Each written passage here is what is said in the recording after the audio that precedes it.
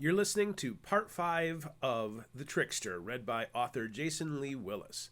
Chapter 50, Playing with Fire. Leech Lake, April 30th, 1986. The fires of Bel, known to the Celts as Beltane, were lit as a sacrifice on the night prior to May Day. One of the traditions was to build a giant wicker man and place a human sacrifice inside of the willow branches before setting it on fire. Now, Lily Guerin prepared to light her own fire. She knew all about Beltane because of her research into willow and willow trees.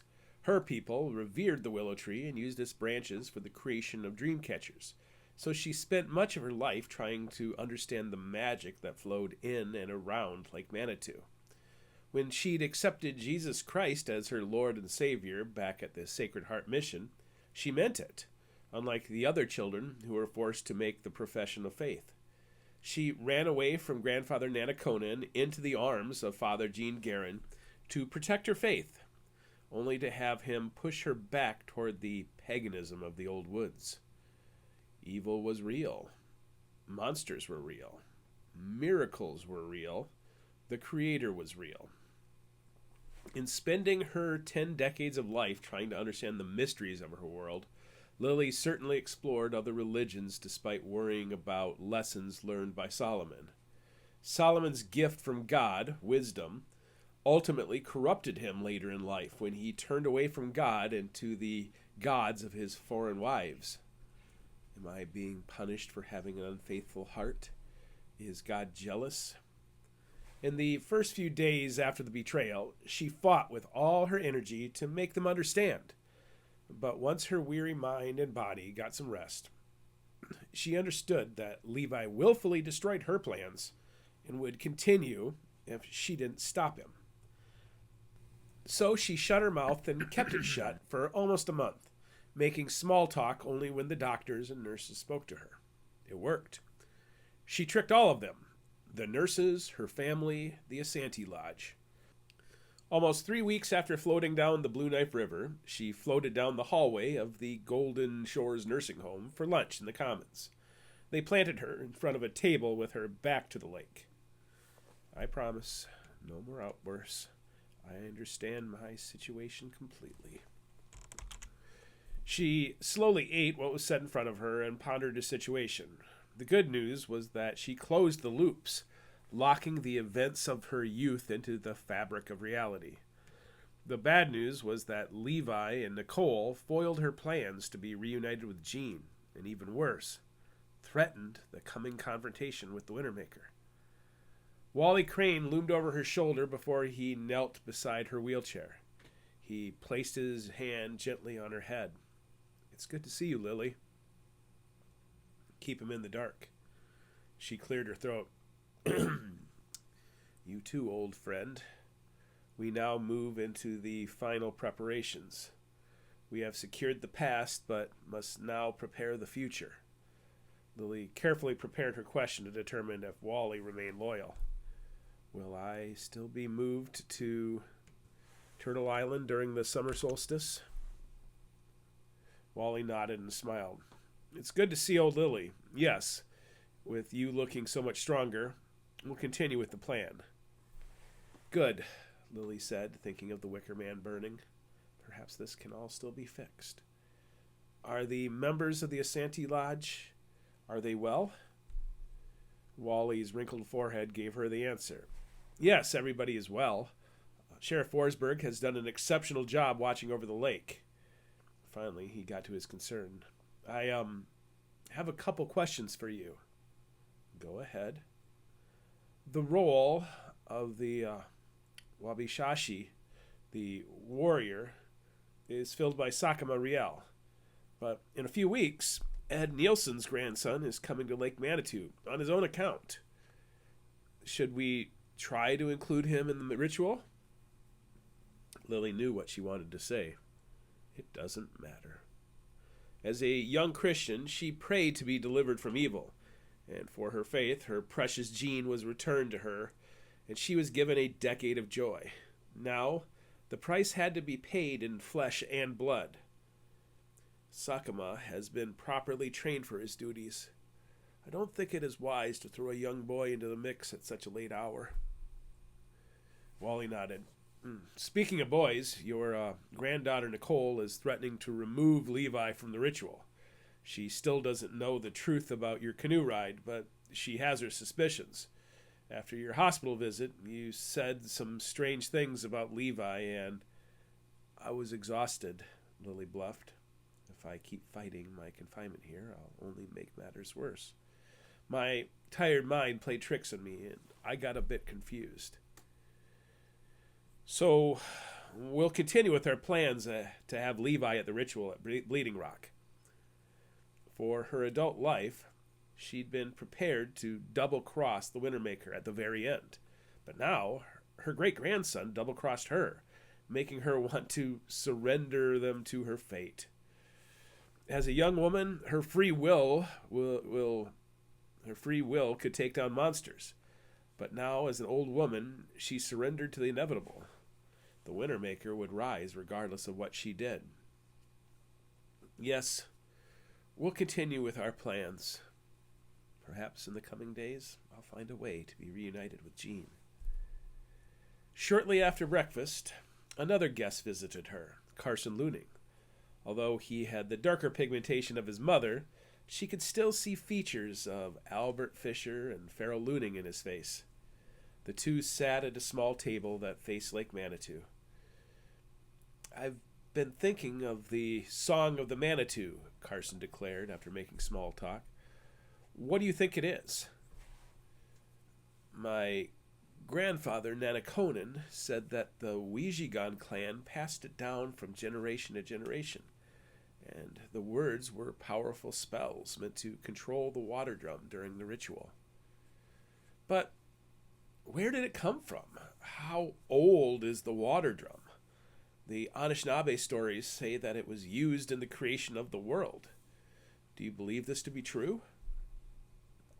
Lily took several breaths before answering. I think it is likely, but having held the Philosopher's Stone in my hands, I do not believe it was the force that created the world. There was a malevolent spirit upon it, even though it was not made of flesh. The words given to me were commands that the stone obeyed, so the Song of the Manitou has likely existed since the creation of the stone.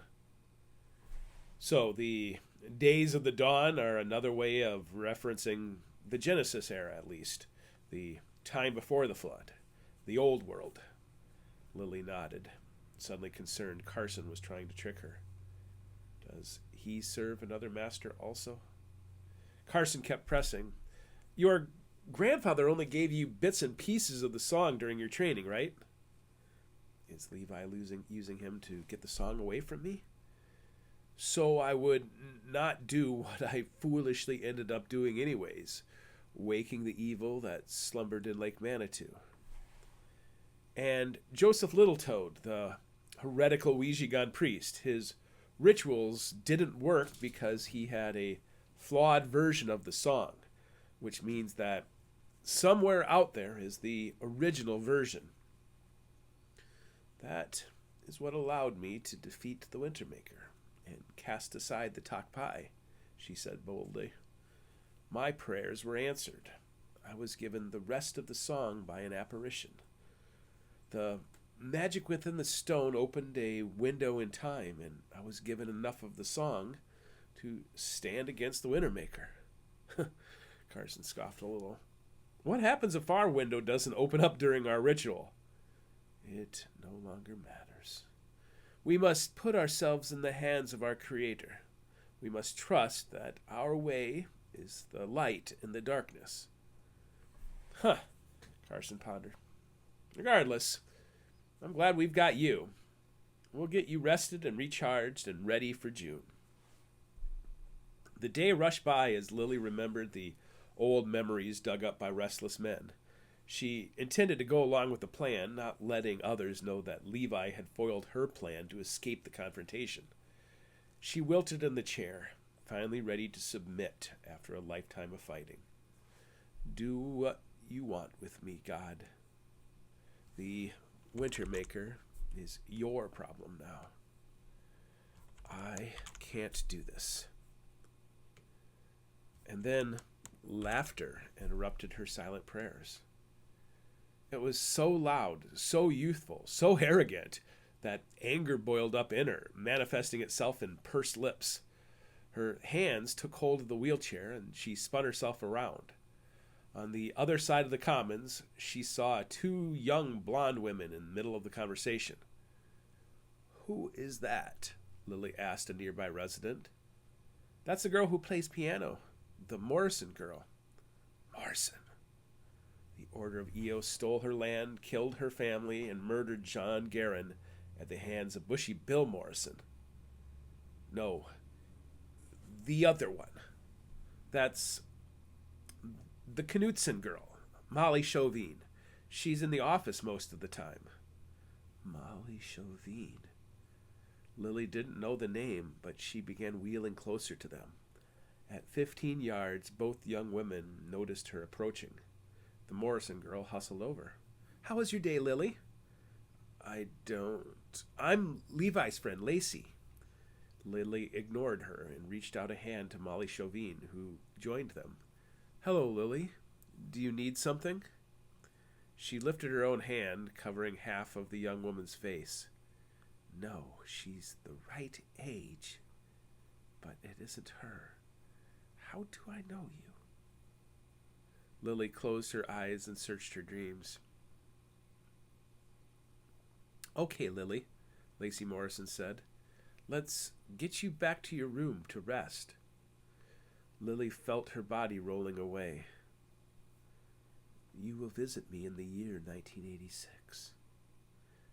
Lily dropped her feet, forcing Lacey Morrison to halt. "Lily?" "The little spider." She was supposed to meet the little spider on the bridge, the one she saw in the Dreamcatcher.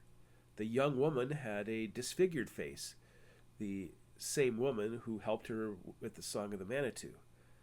The little spider was on a bicycle. She knew her name. She knew Joey. She's alive and out there somewhere. Lacey cleared her throat and spoke again. "Is something wrong, Lily?" "I'm not dead yet. Perhaps there is still a chance. Take me back. I need to speak with Molly."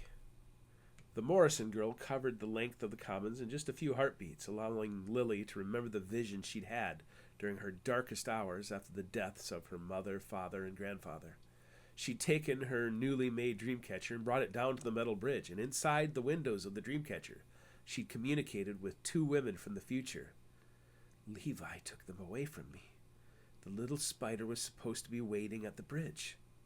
Molly Chauvin saw them returning. "Is something wrong, Lily?"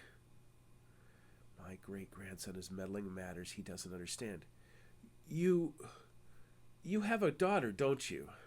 Molly looked puzzled. "I do." "She likes to ride her bicycle, doesn't she?"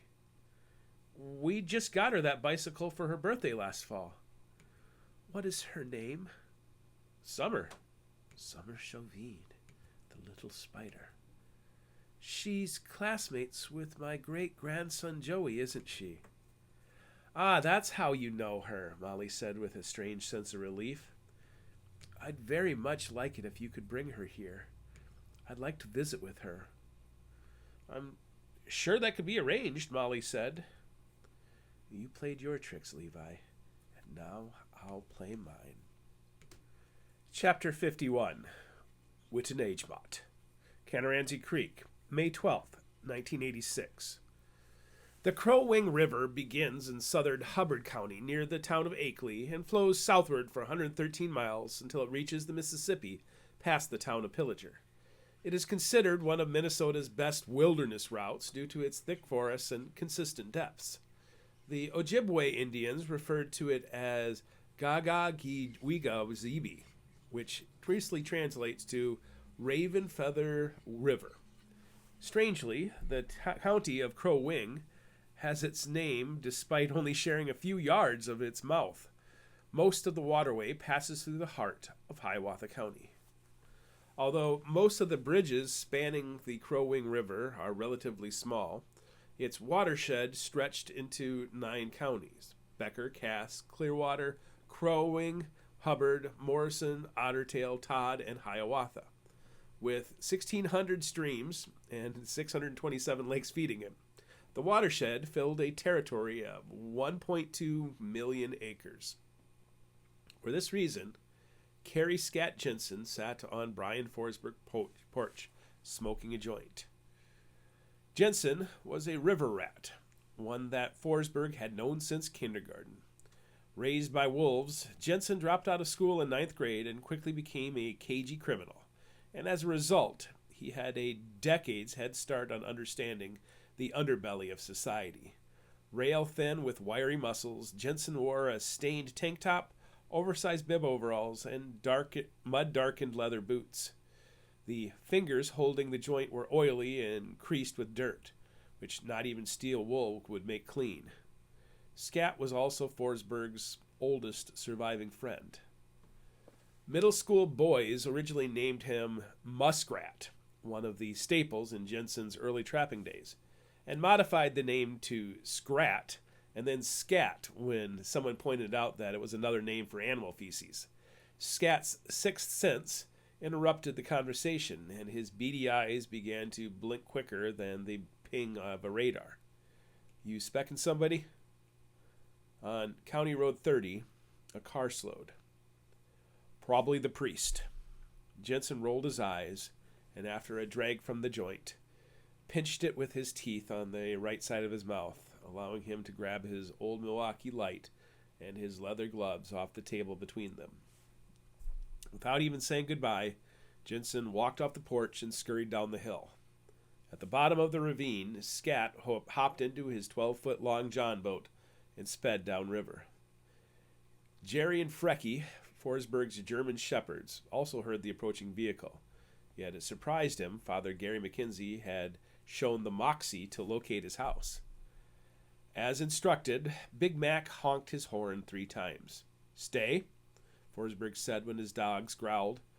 If not for the horn and command, they would have gone into wolf mode. His shepherds sat on their haunches on the front porch and watched Big Mac as he stepped through the trees and out onto the open yard. Forsberg wore a white tank top, a pair of blue jeans, and a red and gold silk kimono large enough to fit a sumo wrestler. While the delicate kimono looked out of character, Forsberg still had a shotgun leaning against the faux log siding of the new log cabin kit home he had personally built. "Good morning, Padre. The gal at the Boondocks Cafe must have delivered the message." "I got the message," Big Mac said. "To come all the way out here, you must be a man on the mission." "Actually, I am the mission. I am on a mission." Forsberg made clicking noises, and the 2 dogs rushed from the porch and circled Father Gary as he finished his last stretch of the journey. "You been talking to my mom again?" Forsberg asked, reaching for his bottle of Lord Calvert whiskey with one hand and 2 glasses with the other. He set them down on the table between a couple of chairs. "I took her out for Mother's Day, and all she could talk about was at least going to church with her on the holidays. Edna did come and talk to me this past Sunday, but it didn't have anything to do with the status of your eternal soul." "Good." Forsberg gave a hearty chuckle and wiped his mustache with his handkerchief. "I think the woman is convinced I'm going straight to hell for not attending Mass. If I'm destined to go to hell, skipping Mass is the least of my offenses." Forsberg poured 2 glasses of whiskey without even asking. He glanced out at his 20 acres of woods. "So, what did my ma come to talk to you about then?" "She's worried about how you're dealing with the Nielsen boy coming home." "I've got more important things to worry about than some weird kid from New York." Big Mac sighed in frustration. "Your mom is worried about you. I'm not sure how many people around here remember what happened a decade ago with those kids, but it's been 20 years since Jim Nielsen even lived in Split Rock. But I know that you know what happened." "What does this have to do with me?" Brian, I know you are holding on to something. I can tell every time I look in your eyes. Forsberg looked directly into the eyes of Big Mac. So is that what this is? You've got some sort of guilt about what happened to Jimmy Nielsen and want to make amends with me? Forsberg listened to Scat's motorboat make a turn in the distance before turning to the priest. I know what kind of man you are, Padre. You Army chaplains just never give up, and I respect that. But you need to let this one go. Now, maybe you have everyone else fooled, but you don't have me fooled. I know what you boys went through. Forsberg simply shook his head at Big Mac's relentlessness. What can I do for you, Father? Suicides are incredibly difficult to understand, and for most people, it takes years just to push the pain to the back burner. But with Ansel returning, it's an opportunity. Forget it, Forsberg interrupted. I'm not going to throw him into the coming ritual. I think I know what you want me to do, and I'm not going to have anything to do with it. Could you just stop thinking about yourself for a minute? Don't you owe it to Ansel to at least stop and talk to him about his father? Forsberg set his glass down on the railing and stood up. With a nod of his head, he gestured for Big Mac to follow, who obliged in like fashion. Behind the house, the Crow-Wing River flowed from right to left, and the valley was filled with old forest growth. A simple trail led down the slope toward the riverbank, where his small shack and wooden fishing pier had been built. But Forsberg stopped at the top of the hill and pointed in the distance. Do you see that? See what? Big Mac asked as the two shepherds sniffed around the back of the house. Follow the tree line. Pointing with his index finger, Forsberg traced the green horizon where it contrasted with blue sky until it stopped at a slight dip on the far riverbank. There. Do you see it? Father Gary nodded. That is Buffalo Creek, which some farmers named. I cannot find a Chippewa name for it, but the Dakota called it Canaranzi, which translates to the place where the Kansas died. Kansas? The Indian tribe, not the state. The Dakota feared Lake Manitou, while the Chippewa revered it. And when the Dakota still guarded this territory, they killed anyone who passed by, including a Kansas warrior. Canaranzi, very ominous. With a primary outlet of Split Rock Creek, Old Canaranzi Creek doesn't have much flow to it, especially during dry years. The silt likes to catch trees and with the river grass plugs up the mouth, making it almost invisible to folks going up or down the Crow-Wing River. Why are you showing me this? Big Mac asked, exasperated. I just keep going over the history in my head. Halley's Comet arrived a few weeks ago, and not a day has gone by where I don't expect death and mayhem to strike my county. So when I am done with my shift each day as sheriff, I come here, a watcher on the hill, waiting for the Wintermaker to arrive. Lucky for you, summer will be here soon. The summer solstice, the longest day of the year, will be here on June 20th, which is when the old Druids claimed the evil spirits would be at their strongest. So tell Ma that I'm fully aware that Jimmy Nielsen's son has returned, and that I intend to speak with him the first chance I get. Have you been meeting with McGeesey? Father Gary looked at his shoes, raised his head a bit, and nodded. Good. Has he shown you his turtle shield and hatchet? Father Gary nodded. That hatchet. It's the same one that was used to murder his grandfather, Nanakonan. Next time you see him, have him tell you the story of Ayash and the Thunderbird. Put your energy into that. I promise you, when things pass, I'll work on fixing me. You can have as much porch time as you need once this is over. Chapter 52. The Betrayal of Verdani. Oak Island, Nova Scotia, May 13th, 1986. The private helicopter flew into Mahone Bay from the Atlantic, a tactic Thomas Dobie understood. He'd arrived in Halifax by private jet and taxied to the Sinclair mansion in a manner that none of the local residents could notice. Although only a thug for Eos, his bloodline allowed him to keep abreast on the workings of the secret society. He eagerly awaited news from Israel. Below him, Oak Island came into view. It had changed quite a bit since his childhood. William Sinclair's three-story stone mansion was exactly the same, but now a paved road ran from the causeway to the mansion. The greatest change was the most controversial: a visitor center. Instead of privacy, the new resident embraced legends and lore, proudly sharing the tales with visitors of a secret treasure vault with theories connected to the Ark of the Covenant, Captain Kidd's lost treasures, and the lost Templar treasure. In a way, all those prominent rumors had merit, for the Order of Eos had indeed used the island since the 1300s. Even though Eos elders protested, the visitor center was a clever plan, especially since the vault had been empty since the early 1700s. Now, curiosity could be controlled with private tours of the island, which also allowed a reason for private security for the island's sole occupant, Miss Madeline Sinclair. Alistair Sinclair's vibrant daughter, and heir to his business empire, came out of a side door of the mansion as the helicopter lowered onto the tarmac. As a boy, Thomas remembered sitting around fires as he was taught by another vibrant redhead, Sarah Olivetiar. Maddie Sinclair, a youthful 20-something, certainly was the age to be their daughter.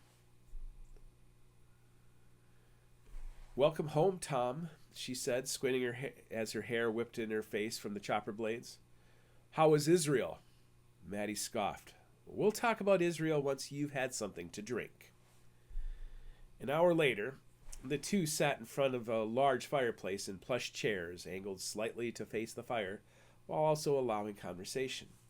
Tom used to have conversations here with the old man. She hummed. "So, tell me about Virgilmere. How are things in the land of the roaring water?" "Fuck Minnesota. What news from Israel?"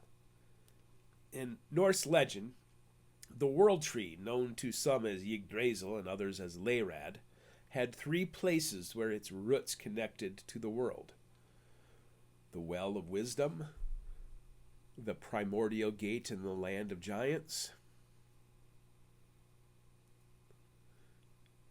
and the Realm of Ice.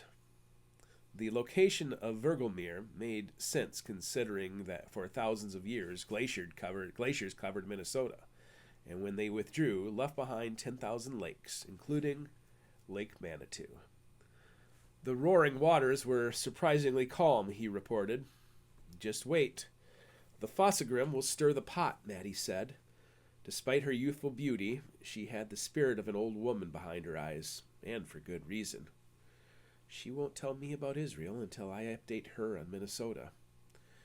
"We still haven't found the men we lost in February. While it's possible that the Fossagrim turned them on them during the sacrifice, in my gut, I think our enemies took them." "The Periphery?" Maddie asked. Tom shook his head, prompting another guess from her. "Surely not the old Jesuit order." "I'm convinced there might be local interference. You know the history of Virgilmere. It's a cursed place for all who go there." Maddie nodded. "Aside from our first offering, the news coverage has been silent. Only powerful enemies could silence the media." "Offering? The boy's name was Modi, and we knew him well." "When we return for the summer solstice, you'll find the spirits will be ready to be commanded. They are well fed and ready to hear the music from the dawn." "Promise me you won't overreact." Maddie flashed her charm as she made the request. "What happened in Israel?" Tom asked coldly. Maddie blushed, a strange reaction. Her eyes went to her lap and then up to the ceiling, before finally gazing into the fire to answer without looking at him. Aaron Miku made contact with one of the Norns. Thomas swallowed hard. He knew quite well what was in Israel.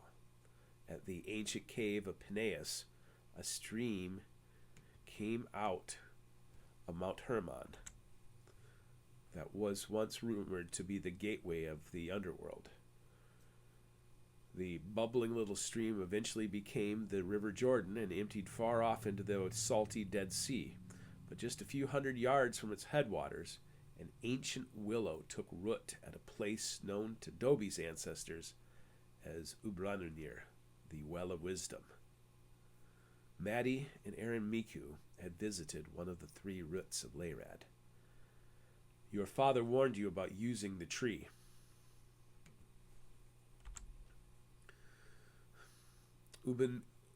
Brunir didn't lie. We still don't know what happened with your uncle Tirani Basant and the others, do we? Perhaps the vision was misread, or perhaps something simply went wrong. We have access to one of the greatest wonders of the earth. Why shouldn't we use it? Through the years, Thomas had sent dozens of private detectives to both Hiawatha County and also Nepal to find his Uncle Red and the others who vanished in 1962. While rumors of Tirani Basant still persisted, no trace of his Uncle Red or the others were ever found in the dam disaster. You're young, Maddie, and with youth, I'm not a fucking child, Tom. I know how dangerous Layrad is. Cousin Val and Alphonse will be arriving next week, so I'm not about to get cold feet just because some voice is calling out of a tree, okay? But you need to know what the old goat heard.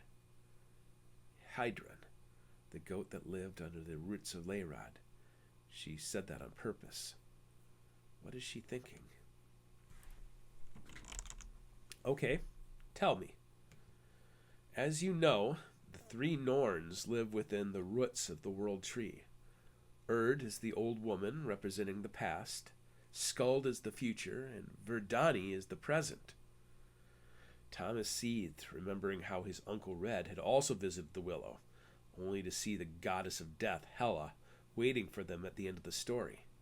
He nodded for her to continue.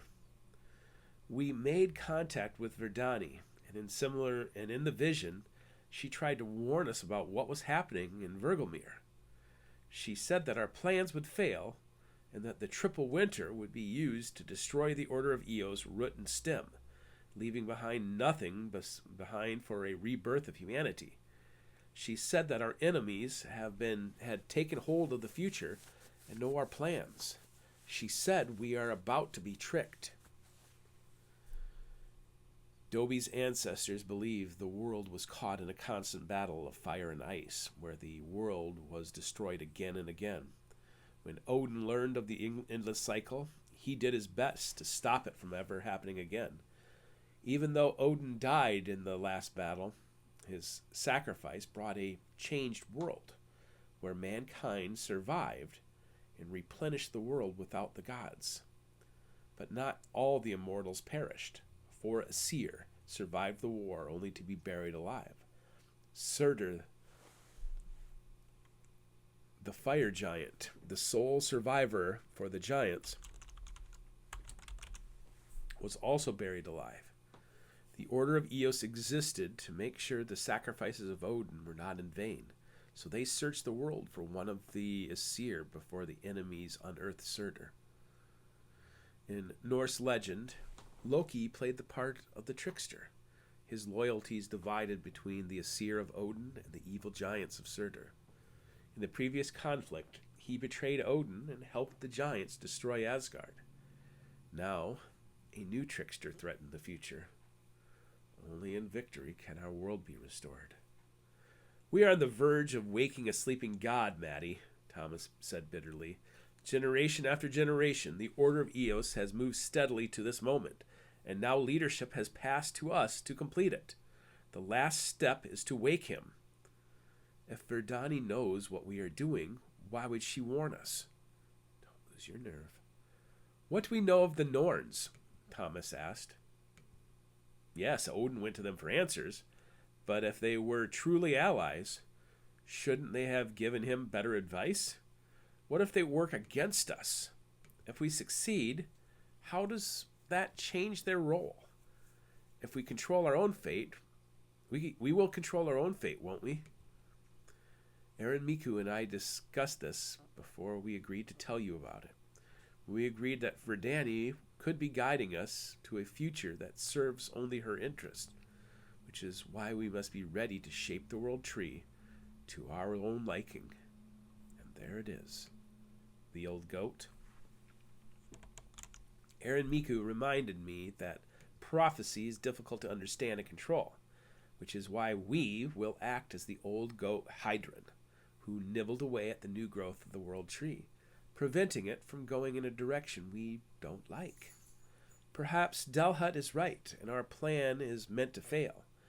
Perhaps my father is right, and we will bring about a rebirth of humanity. Or perhaps Verdani speaks the truth, and the three of us will save the Order of Eos from destruction by being watchful. Beautiful but brilliant, Thomas thought, and nodded in agreement. One day she will lead the Order of Eos, if we survive the coming days. Repeat after me. Chapter 53.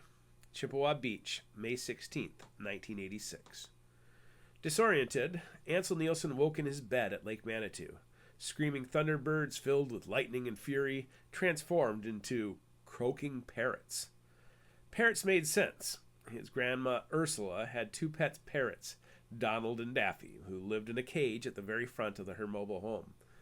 Above him, he noticed the white ceiling tiles, which had only a few water stains from predictable weathering after being parked at Chippewa Mobile Home Park for the past 20 years.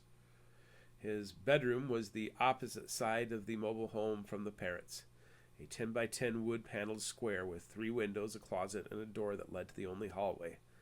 Sitting up on his elbows, he was thankful his reality wasn't filled with the spiders, the blood spatter from his dreams. 3 of his 4 boxes were still sealed and packed, left against the wall by his grandmother after she received them via mail delivery prior to his arrival. The 4th box, discreetly identified by a small puncture hole he made at the bottom left corner, had been sealed exactly as he sent it, allowing him to transfer the .357 Magnum from the box to his black backpack, which waited for him like a trusty dog beside his bed. In the middle of the floor, his suitcase remained wide open. Despite having arrived 2 days earlier, his mom navigated the transition to his summer home the first few days. But she and Thomas had returned home to leave for their summer trip to Greece. Now Ansel was alone with Grandma Ursula. Ansel sat up. He wore only boxers since the air conditioning was on the fritz. Physically, his body was well rested, even though his mind was exhausted after playing mental chess for most of the night. With his hands on his knees, Ansel pondered his fragile brain, along with his clothing choice. I have a choice. I can be the hero that the dream people need me to be. Just push all that other shit back into the darkness. His emotions and anxieties boiled just below the surface, and Ansel took a deep, calming breath and chose to be the hero instead of the villain. Today. Good morning, he said after walking down the dark hallway past the bathroom and Ursula's bedroom. The front hall of the mobile home housed an open kitchen with a small dining table, an L-shaped living room with a floor console television, and the parrot cage. Grandma Ursula was nested in the recliner facing the television, which played The Price is Right. She lowered her inclined feet and spun the recliner around. I have some rolls sitting on the counter and some orange juice. Help yourself. Don't be an asshole. Don't antagonize the people trying to help you. Ansel nodded his head, cleared his throat, and softly said, Thank you. She spun around, content. Ursula Herman was an obese woman, a heavy smoker, and, from all accounts, a terrible mother due to her alcoholism. Yet she'd been the one who lobbied the hardest when the Minnesota vacation plan was being hatched. Jimmy's suicide fractured both sides of the family. Ursula had lobbied for her daughter to bring the family to Indiana, which is where Jimmy was now buried. In subsequent years, none of his relatives, maternal or paternal, knew how to deal with him or Tanya. Aside from a few postcards, Ansel knew little about them. His mother left both Indiana and Minnesota far behind, rarely traveling any farther west than New Jersey. Several tragedies over a short span of time had taken Ursula's son-in-law, husband, and Jimmy's parents, leaving her a shell of a woman he'd known before Shane and Cindy came to Indiana. Ansel could see Grandmother Ursula did not have much fight left in her, so he was thankful she'd let him come to Lake Manitou. He sat on the couch and chewed on a roll as he prepared what to say. According to the Raven, the future of humanity was on the line, so he couldn't spend all summer watching Bob Barker. After weighing several starting statements, Ansel took a different tactic. "I need your help." Ursula spun the chair in his direction. "What's the problem?" "I don't want to be a burden to you all summer," he began. "I know Thomas gave you money to keep me entertained, but that's unfair to you." He watched Ursula's face begin a false protest that never came because he continued speaking. "He gave me a wad of money for entertainment, and I've thought of all sorts of ways to keep myself busy. What do you think I should do with it?" "Oh, what a problem to have," Ursula mocked. "I'm afraid the two of us probably don't have much in common. Your grandpa's fishing poles are still in the closet. You could try fishing." Ansel grimaced. While his father was a real-life Boy Scout, he was a city kid. "I don't really know what I'm doing." "Well, I could give Wally Crane a call. He's a dear friend. He used to take my husband to all the best fishing holes in Lake Manitou." Wally was a mentor to his father. "Fishing is a good idea," Ansel said, even though it kind of repulsed him. "Your mother said you love music and that you were attending a fancy art school in New York. If you like music, there's M&M Music in St. John. They've got records, cassettes, and even CDs, and instruments, but no drums." Ansel looked down at his forearms, which were without scars or even a cast. "I'd like to learn how to play guitar. I could get headphones, and you'd never hear me even playing." She quietly vetted the suggestion before saying, "There's a good bookstore in Park Rapids. Do you like to read?" "I do, and all of these are really good ideas," Ansel admitted. "But I feel bad that you're going to have to chauffeur me around everywhere. Back home, I could hop on the ferry or subway and do my own thing. But out here, everything is so spread out." "Honestly, Ansel, I don't mind bringing you places. I need to be able to check things out without having her watching." Ansel played it out in his mind. Despite her best intentions, her enthusiasm would certainly wane as the summer went along. If he was to play the part of the hero, as the Raven offered, he couldn't be limited by Ursula's mood and availability. "I wish I could drive. I've thought about getting a bicycle, but Hiawatha County is so big." Ansel let the details sit for a few minutes. For things to work, he needed her to arrive at the idea, or else the idea would be vetoed. "I have an idea," she said. "I've seen kids even younger than you driving them. We could look at getting you a three-wheeler." "A tricycle?" he teased, playing dumb. Ursula laughed just as heartily as she had in his rehearsed conversation. "No, it's like a motorcycle with big fat tires. A lot of farm kids have them for farm work, but I've seen more and more just driving around ditches. I don't think you're allowed to take them on the roads and highways, but I think a three-wheeler would be perfect for your stay this summer. We'll just sell it before your mother returns in August, and she'll be none the wiser. What do you think?" When Ansel had looked into the eyes of the Raven, he felt as if he could see someone else looking back. If he was going to do what the Raven wanted him to do, he needed mobility. "Yeah, that's a great idea. It's like you read my mind. Tomorrow is Saturday. We'll drive into Brainerd and see what we can find. I think it's a good plan for both of us." Ansel knew better than to hug her. To pay for the trip to ride to Brainerd, all he needed to do was sit on the couch, watch a few of her television programs, and keep any weird shit out of the conversation. Once he had his three-wheeler, then he could explore the truth about his father. Chapter 54. Bowling with Balboa. Old Copper Road, May 17th, 1986. Levi McPherson watched his younger brother continue to struggle with the climb up the hill.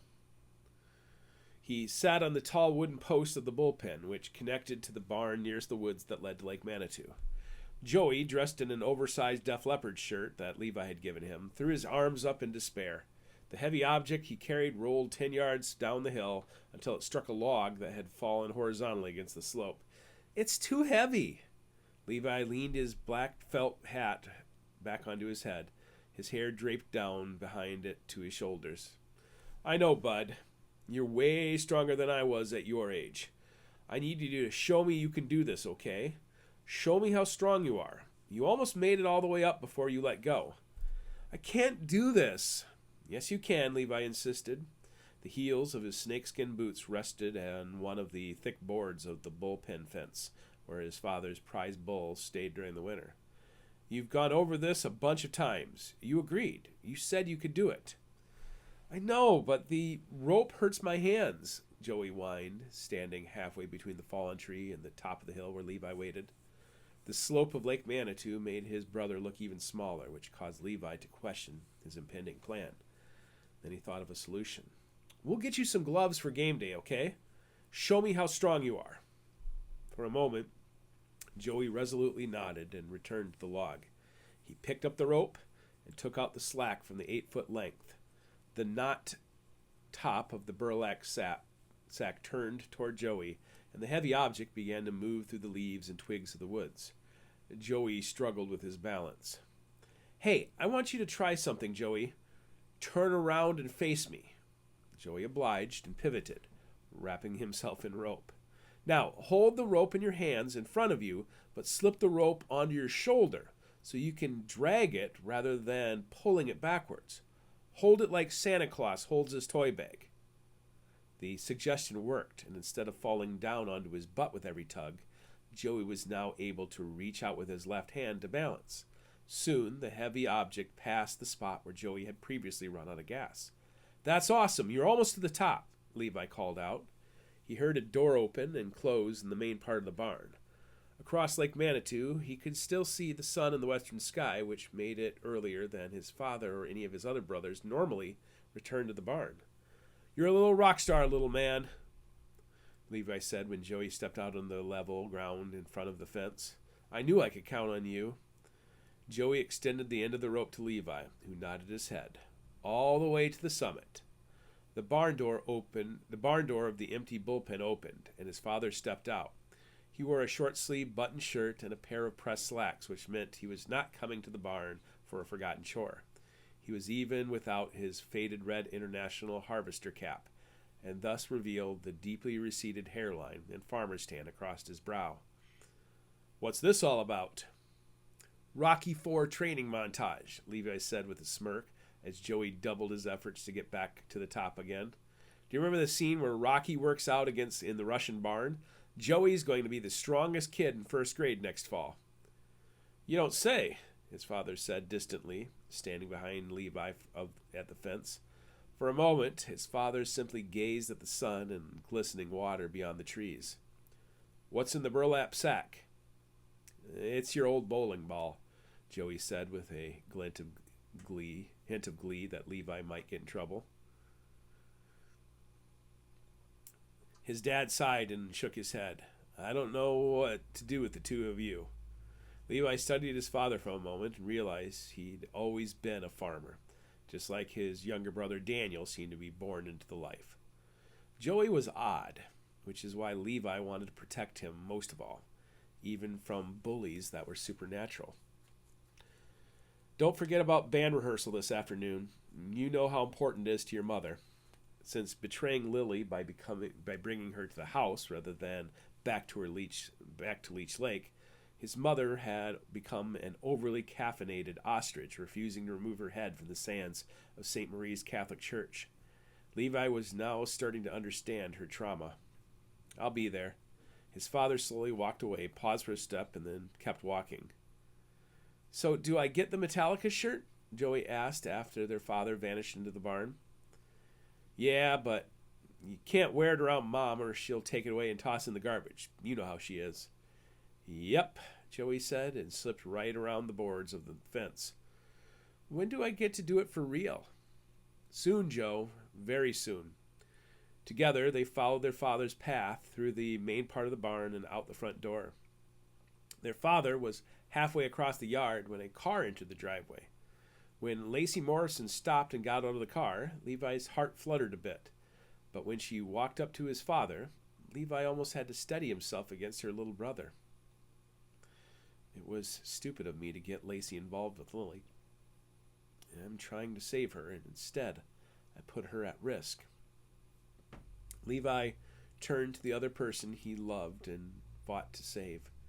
Handshake, he said to his little brother. For the past few weeks, Levi had been preparing his little brother for the coming war. The plan had been practiced, and their bond strengthened. The handshake had been one of the first steps. Spock, knuckles, thumb war, fist bump, he's got it. Tell Mom I won't be late. Joey solemnly nodded and then ran to catch up to his father. Levi's heart lifted when he saw Lacey's body language and slight skip. She tousled Joey's hair as he walked by. She smiled and then pointed to her cheek, which was bruised. With his other hand, she flashed a piece of yellow paper. What's that? A shiner, she said with a light scoff. Courtesy of your Gigi. Lily hit you? Slapped me thanks to you and your stupid plan. It was embarrassing. Everyone was looking at me, and she was saying all sorts of stuff about being a Morrison. Wow, that woman can be nasty. She shoved the yellow paper into his chest and stood a step closer. Lacey's cheek wasn't swollen. He glanced down at the paper and took it from her. She gave this to you? No, I took it. I've been watching her closely, just like you said to, and last Saturday, I saw her pull Summer Chauvin aside and give her a package and a few pieces of yellow paper. Summer Chauvin, repeated to calm his panic.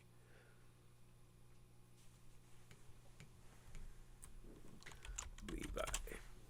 She's a kid I babysit from time to time. She's Molly's daughter, the personnel manager at Golden Shores. I'm pretty sure she's in Joey's grade. Apparently, Lily convinced Molly to bring her daughter to work, but I was too busy to find out what Lily said to her. When I got there today, I saw Lily writing more stuff down. What do you think it is? Son of a bitch. To most, it looked like gibberish written down by a lunatic. But Levi had been trained by Lily for the past year. Lily had written down the phonetic breakdown of the Song of the Manitou. What is it? Lily insisted. Levi quickly folded it up and slipped it into his back pocket. He looked up to the house to see if he could spot his mother. Just like his mom foiled all of Lily's plans, she could still destroy his plans if he allowed her to rule over him as a parent. He reached into his front pocket for his keys. Let's go for a little ride. I'll explain it to you. Lacey put both hands on her hips and reverted back to her flirty self. Sounds fun. Where are we going? I'm moving heaven and earth for you, and you don't have a clue. Just a short drive. A few minutes later, the Mustang was driving down Old Copper Road at such a slow pace that a kid on a bicycle could have passed them. It also allowed Levi to speak with Lacey. Since his visit to the Willow, his heart had fallen for Lacey Morrison. He'd seen the truth about her family history, but he'd also seen her future in the branches of the tree. In each branch, she was not just beautiful, but also tragically sweet. I'm doing this for her, too. This is where Lily used to live, Levi said, pointing to the ruins of the abandoned homestead. That was before the fire and the flood took it all away. Lily was a fire handler, a type of Anishinaabe sorceress. If the stories about her are true, she apparently used her magic to defeat the Manitou and send it back into the depths. She told me that when she died, her power over the Manitou would be broken. I've always heard about whispers of a water spirit in the lake, but I never knew anybody who thought they were true. Levi pressed on the brakes and turned off the stereo. I really like you, Lacey. I like you too. You're by far the most interesting guy in the whole high school. Levi sighed and let off the brake. The Mustang moved steadily toward the shores of the old oak grove, shadows of the old oak grove. I'm glad you've been a good friend these last few months because I don't know who else I could have talked to about this stuff. There's so much more I want to tell you. What's stopping you? I killed your husband and kids, and that's why it's awkward. It's complicated. Really complicated. Lacey shrugged. I trust you with my life, and I don't trust guys anymore. You can trust me, too. She was a victim in Lily's future, and will be a weapon in mine. Levi rolled his eyes. Welcome to the team, Lacey. 200 years ago, a war took place right here. My Ojibwe ancestors were invading Minnesota and used an attack at Mille Lacs as a bluff to draw my Dakota ancestors away from Lake Manitou. With all the Dakota warriors away, my Ojibwe ancestors launched a sneak attack on the women and children that lived on Turtle Island. They took a dozen kids as prisoners and brought them up to Bleeding Rock, where they sacrificed each kid to the Manitou. Jesus, is that why they call it Bleeding Rock? My mom would have slapped her face for taking the Lord's name in vain. Once a Morrison, always a Morrison. Levi nodded as the oak shadows blanketed the car, cooling the air temperature by 10 degrees. It's said that at night or after storms, the spirits of the mothers rise from the depths of Lake Manitou to haunt Old Copper Road in search of their murdered children. That's horrible. Lily told me why our Ojibwe ancestors killed 12 children, Levi said morosely. There are creatures that guard over Lake Manitou and evil spirits sleeping in the depths, 12 to be exact. These creatures are half flesh and half spirit, and when they offered a human sacrifice, they take form. A generation ago, these creatures were all fed, and Gigi Lily had to use her magic to put them all back to sleep. Levi hesitated as he drew her into his plan. Do you remember the Ice House murders a few months ago? No way, Lacey said, showing equal parts fear and curiosity. Levi nodded again. Somebody tried to wake them up again. I tell you this because I wanted you to know that Lake Manitou is going to be a very dangerous place in the coming weeks. In the past, there have been a lot of strange accidents. You need to be especially careful of Carousel Island.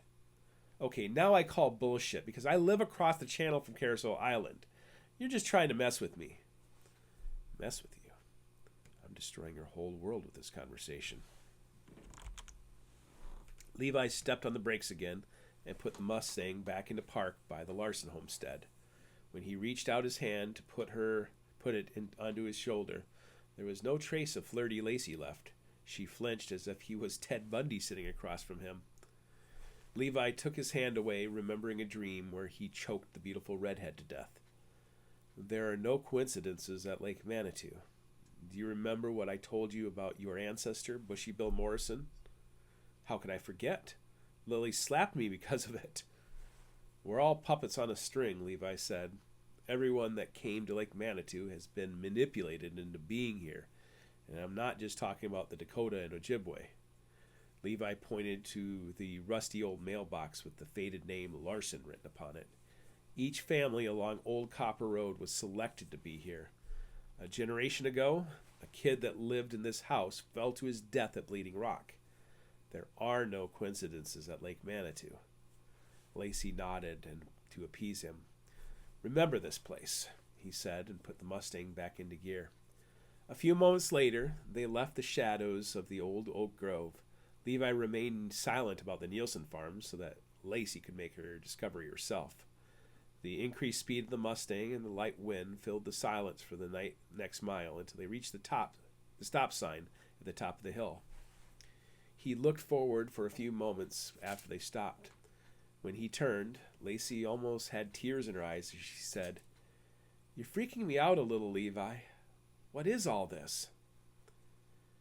If anything happens to me, I want you to know there are people you can talk to. People Who can keep you safe?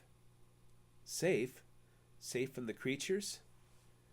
I think your Morrison blood puts you in danger. Lacey was speechless. If you wanted a bad boy, you've got it. I'm so sorry, Lacey. I've kept this bottled up for months now. Levi reached into his back pocket for the yellow paper. But this means she's fighting it. Fighting what? You know all that Indian stuff you've been wearing that I've been wearing this past year? That's because of Lily. I've been doing more than just embracing my ancestry. I've been training. There's about to be a big battle between good and evil, and I'm going to be stage center. Thanks to Lily. This sheet of paper has an ancient language written on it, and Joey would have been the main course for the Wintermaker. This will go one of three ways, he continued. It'll go badly, and the bad guys will win. It'll go Lily's way, and the bad guys will win. Or... Lacey's body language changed as she figured it out. My second disciple. Or what? My plan works. Levi put his hand back on her shoulder. I love my little brother more than anyone else in this world, but in second place, I'm doing this for you, Lacey Morrison. She blushed and looked away to gather her thoughts, then turned back to rest her cheek against his hand. That's the sweetest, weirdest shit anyone has ever said to me. I'm so sorry for ruining your life. He cleared his throat. This is what I need you to do. Levi started and used his dad's chores voice to change the mood. She sat up and nodded. This yellow sheet of paper is more dangerous than you understand. You need to keep this safe like it's worth $1 million. Don't give it to Summer, and don't give it back to Lily. When the time is right, give it to a person you trust most in the world. That's you. You're an idiot, he said so bluntly that she laughed at him. I'm putting my life in your hands by giving you this, so take more than 5 seconds to think it over. Lacey nodded, clutching the yellow paper to her chest with both hands. She didn't even know the name of the person she'd give it to, yet. Instead of finding true love, Lacey headed for tragedy. She's the strongest person on your team. Trust her. That's Turtle Island at the bottom of the hill, Levi said. The church camp? Lacey's brow furled in contemplation of the earlier story. A church camp is built where a bunch of women were killed? So very poltergeist, isn't it? Levi mused. Good luck getting her to work there now, Father Gary. Having moved another pawn into position, Levi turned around in the intersection. 2 problems down, 1 to go. Chapter 55, Stained Red. Miss Hike Band of Ojibwe, May 18th, 1986. Father Gary McKenzie leaned down toward the dashboard of his tiny Chevrolet Chevette for a better angle of the birds circling above the treetops. Please tell me he's not dead. Instead of parking at the T intersection and walking half a mile, Gary kept his small car on the compacted dirt road leading to Megisi Asabakashi's home. Carrion will circle in the sky if they sense something is dying, Gary thought as he stopped where the dirt road stopped. Brush and downed trees blocked the last few yards.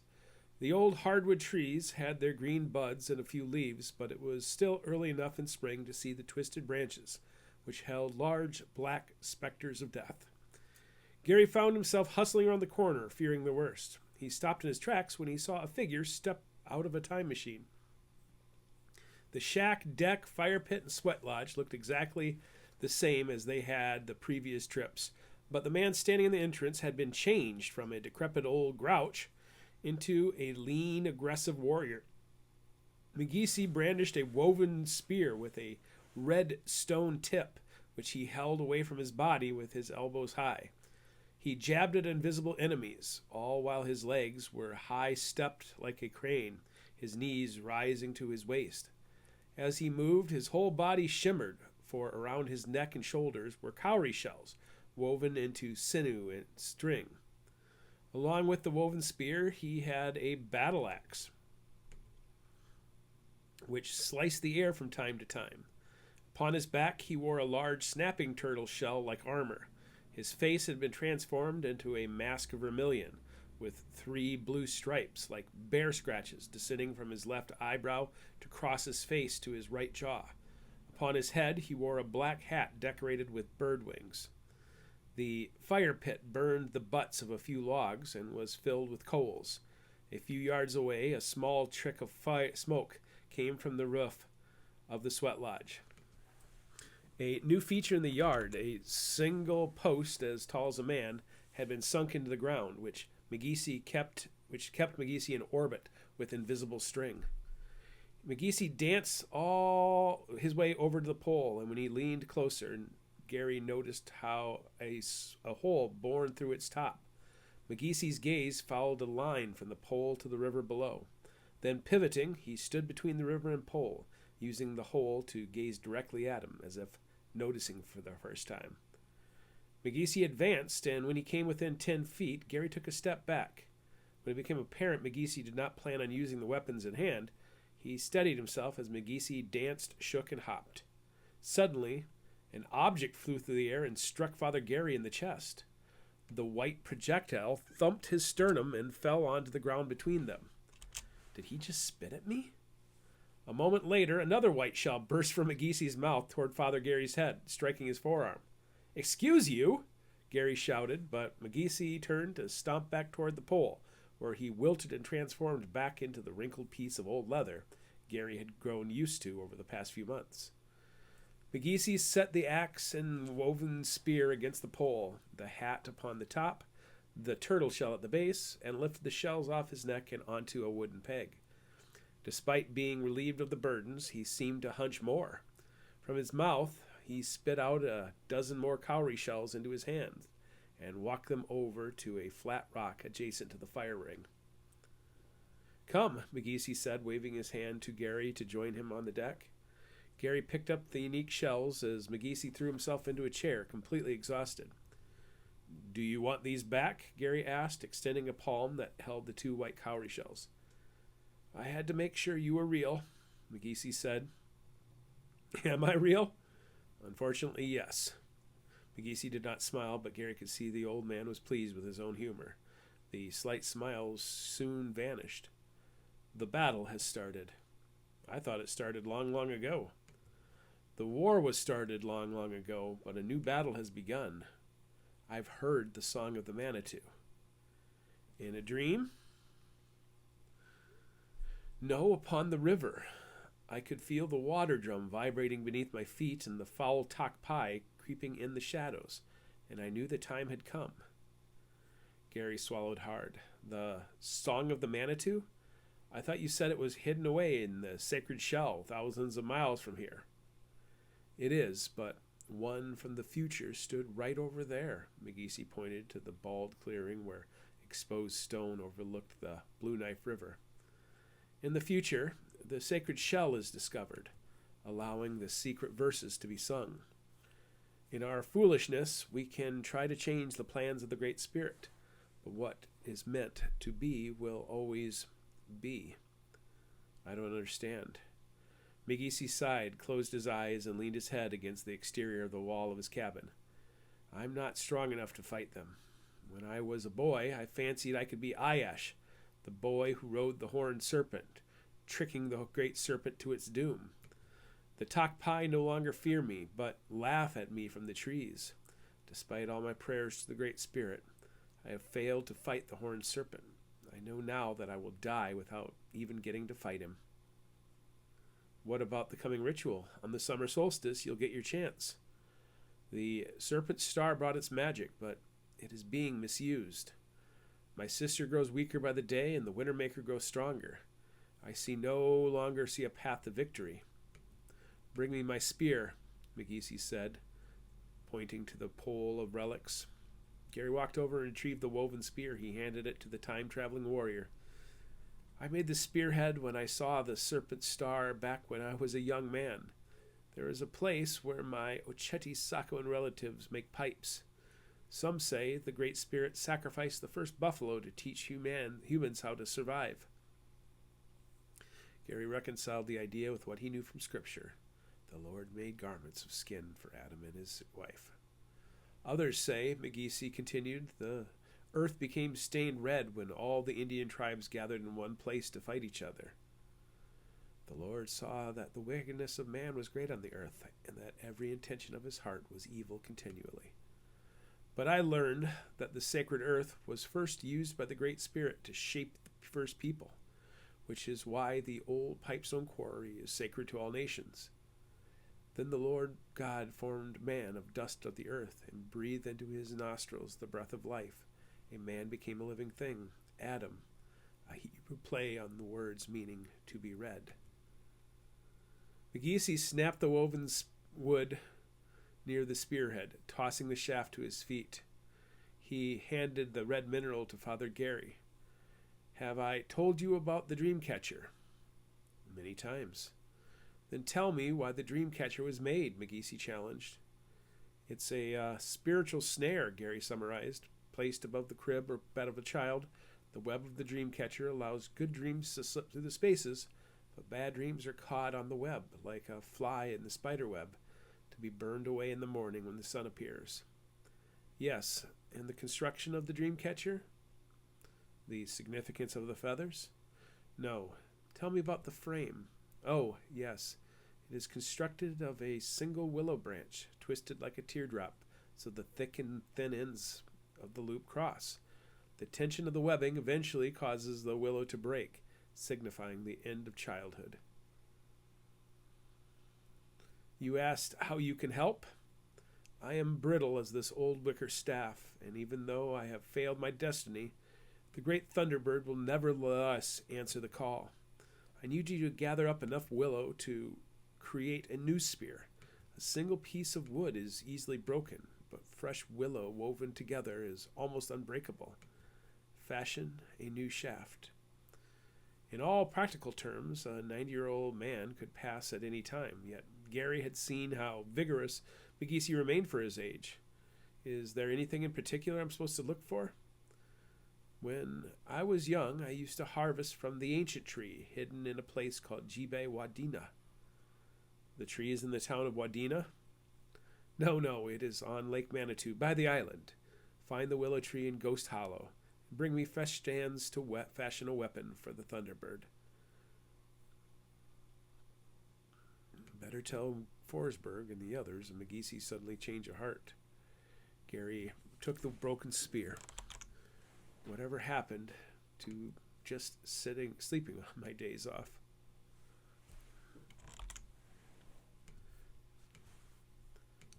Chapter 56. Arson and Old Lace, Canaransi Creek, May 30th, 1986. In 1865, Sved and Bengtra Larson settled in an oak woods along Old Copper Road. The Larsons began by clearing enough trees to make a log cabin, a large chicken coop, and a pigsty. 3 decades later, Sved's daughter Dolly had married a wheat farmer, and his son Jacob prospered enough to build a modern house beside his father's old log cabin. The third generation to live on the homestead was Neil Larson, who died broken-hearted and alone 2 years prior at the age of 74. Tragedy had taken his only son and heir, Isaac Larson, when Brian Forsberg was still in junior high. The Larson family home turned to ash 25 years later. Standing in front of the charred remains of the house, Brian Forsberg found himself thinking of other house fires. Hell, since his law enforcement career began, Brian could think of a dozen house fires, each unique in circumstance, yet 2 fires prior to him becoming sheriff haunted him still. Lily's house fire in 1962 was the first. The others spared Brian Forsberg from having to murder a man. Betzing wrongly labeled that house fire as arson, after its owner apparently took his own life, which Forsberg and one other person knew was a lie. Just before Forsberg got the call about the Larson fire, he'd been dreaming of that person standing in the shadows of the Larson house. Now he clenched his fists with a sudden and unexpected fury.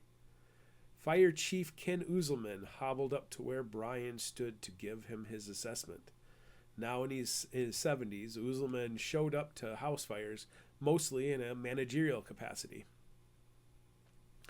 We found the gas can, so it's officially a crime scene now. I'll call my people and you can call yours. The last of the flames were getting extinguished. Kaylee Jones just had the house cleaned top to bottom with hopes of listing it later this summer. Doubt if she's going to get to any of that investment back now. Who owns the property? Forsberg asked. Not sure. Might have gone back to the state or county. I'll check with Kaylee about that, Uzelman said with a shrug. Don't know about you, but I'm already looking forward to my afternoon nap. I'll sleep when I'm dead, Forsberg figured, with a glance at his watch. It was now a few minutes past 5 o'clock, but the call had come in about 3 o'clock in the morning. As sheriff, he was used to his days being unexpectedly ruined. Is it Saturday? It was indeed, making it the first day of summer break. Friday night had been the graduation ceremony at Split Rock High School. None of the kids who graduated would have a memory of Isaac Larson, and consequently would see the abandoned house as public property free to vandalize. While the swarm of first responders went about their duties, Forsberg leaned against the grill of his SUV with his arms crossed, still haunted by the ghosts of the 1972 house fire. Why did that face return to my dreams after so many years? I think we've got something, Deputy Wade Gilchrist called, a slight gleam in his eyes. I marked it off already, but I found freshly made three-wheeler tracks that went around the whole house. They ran into the gravel of the driveway. All the fire trucks, I lost it. You don't say, Forsberg began casually, but let out a litany of profanity in his mind. At least no one was hurt. It was an old piece of shit house anyways. The property is still worth twice as much as the old house. I want you to go out to Old Copper Road and see if you can find the same tracks going east or west.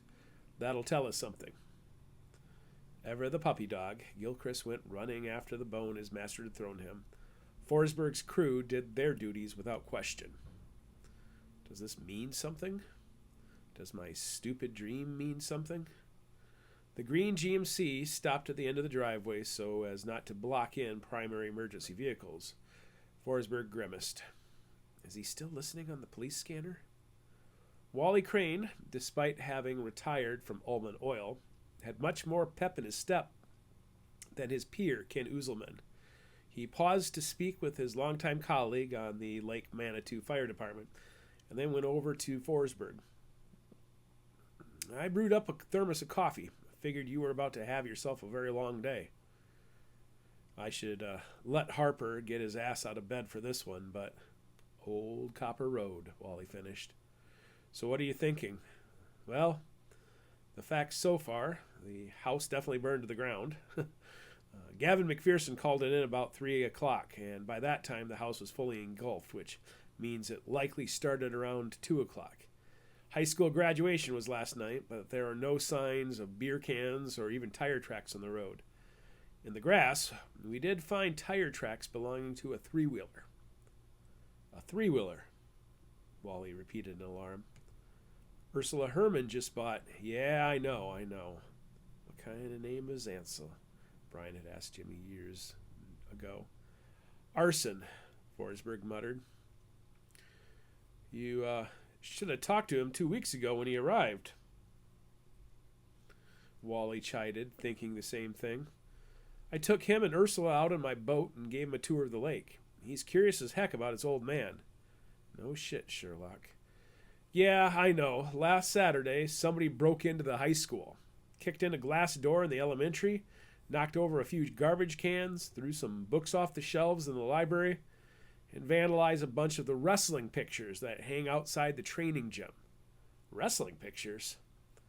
To throw off his scent, Ansel had likely shattered several, ripped a dozen or so more off the wall, and had taken a single picture from the shattered frame that once belonged to Jimmy Nielsen. Forsberg hadn't yet asked about the 1966 yearbook, but he knew it would probably be missing once the rest of the books were put back on the shelves. I don't need this shit. We had a plan, and now it all seems to be unraveling. What are you going to do? Assuming there are no fingerprints on the gas can that was tossed into the inferno, any evidence we find here will be only circumstantial at best. But I'm going to talk to the kid right now. With all that happened to those kids, I expect them to be messed up, but arson? An hour later, Brian Forsberg pulled up to Chippewa Beach Mobile Home Park. With the failure of the Nicollet Dam in 1962, Lake Manitou claimed nearly a dozen cabins along the shore between St. John and Haggard Bay. Those who got their insurance claims could not rebuild in the same location, and out of necessity, a thriving mobile home park was developed on the other side of the northernmost bay. Only the boat launch and Elmer's bait shop remained the same from his childhood. Now the trees were mature and the mobile homes were beginning to fall apart. Ursula Herman had a large deck with 2 basswood trees on her lot. Parked behind the deck was a 3-wheeler. Brian walked around to the machine, and with a bare hand, he touched the engine block, hoping it would be cold. It wasn't. He knocked on the door angrily. Ursula Herman, quite rattled. What is it? Ursula Herman, quite rattled, answered, whereas Aurora Herman had been a bleached blonde bombshell that had stolen his buddy's heart. Ursula physically manifested her family tragedies in her appearance. It took a few moments of casual conversation to get her to calm down and stop being so defensive. Finally, he asked the question, "Was Ansel out last night?" "No," she answered quickly. "He was in his bed by 9 o'clock last night. He doesn't know anybody here. Where else would he be?" If I were him, I'd wait for her to go to sleep, sneak out, and put the 3-wheeler in neutral, push it 100 yards, and then start it up. What time did you go to bed?" She recoiled and crossed her arms. "What is this all about? Can I speak to the boy for a few minutes? I just need to sort out a few things. Nothing's going to happen today, I promise. I'll be gone in 10 minutes. The ghost of Jimmy Nielsen answered the door. Brian had seen pictures of the kid through the years, including his turbulent middle school years where he dyed his hair and grew it long. But that was not who answered the door. Instead, Ansel Nielsen had shaved his hair down to the scalp, leaving a 1/4 inch of blonde stubble that looked like Jimmy during his elementary years or in the early days of boot camp. "Am I in trouble?" he asked with a sly, curious grin. Brian didn't answer the question. "You might not know this, but you and I are related. I think the technical term is we're second cousins. My dad, Glenn, and your grandma, Bonnie, were brother and sister. Your pa and I were cousins and best friends." "A little more than kin and less than kind," Ansel muttered. "Excuse me?" Forsberg knew it was Shakespeare. The sass pissed him off. "Sorry, that's a bad habit of mine," Ansel answered. "Those engines on 3-wheelers are foreign-made pieces of junk. And when you run them hard, they get pretty hot. It takes a few hours for them to cool off. I'm not an idiot. I can be your friend, or we can do this the hard way. What's it going to be?" Ansel swallowed hard as if he was about to confess, but then his eyes narrowed. "I know you from the old Polaroids. My dad kept photo albums of his time in Vietnam, so I recognize you. You're fat now, but I know your face. I have a couple questions, too. I can also be your friend, or we can do this the hard way. I came for answers, too. Do you know Latin?" Jimmy never backed off in a fight. Forsberg shook his head and pursed his lips. "There's a phrase in Latin, quid pro quo," Ansel said, showing off. "It means something for something. You ask your question, then I'll ask mine." Forsberg wanted to unleash a fist in the kid's smirking face. Kid's too smart for his own good. "Did you do it?" Ansel scoffed. "It? Is that supposed to be sly?" "Yes, I did it." A strange, pained look came across the kid's face. "I saw it burning, so I drove closer to get a look." "Damn, that came easy." "My turn," Ansel countered. "There's a picture of 4 soldiers standing outside of a tattoo parlor. I know my dad. I know you.